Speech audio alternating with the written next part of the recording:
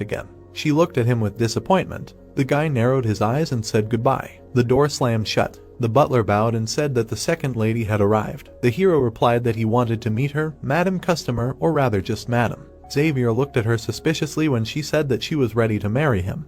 But why was his servant sitting when he himself was standing? The hero answered that it was because he was Lloyd. The girl asked again. The hero looked at her and repeated that he was Lloyd. The girl looked at him with disgust. The guy narrowed his eyes and said goodbye to her. He looked ahead when the door slammed shut. Xavier looked away and clicked his tongue, saying that it was all somehow unoriginal.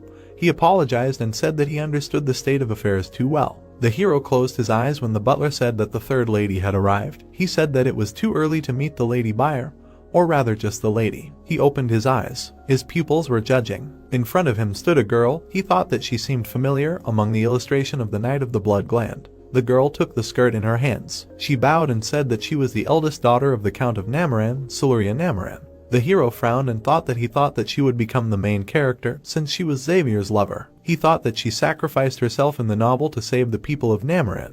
The guy remembered that after this the readers in the comments went crazy.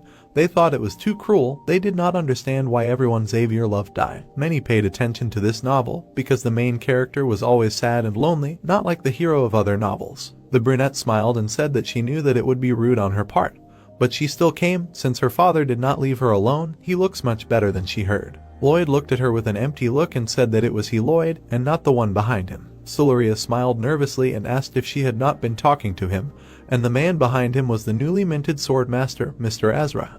The guys looked at her in shock. The girl smiled and said that apparently this whole situation with marriage knocked him out of search. He is already insanely busy to even think about the wedding. He asked how she knows this. The brunette smiled and said that on the way here she saw an interesting sight, a building that she had never seen